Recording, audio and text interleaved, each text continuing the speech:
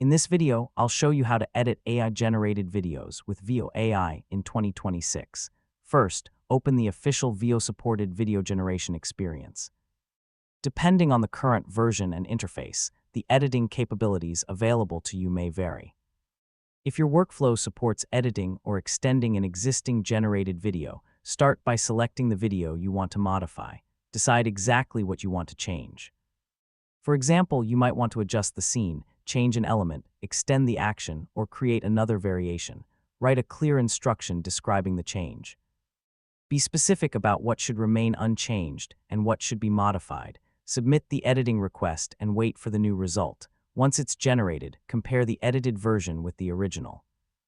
Check whether the requested changes were applied correctly and whether other parts of the video remained consistent.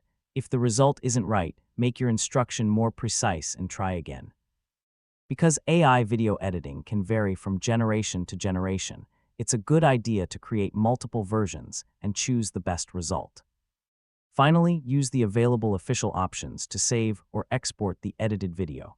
And that's how you can edit AI videos with Veo AI in 2026.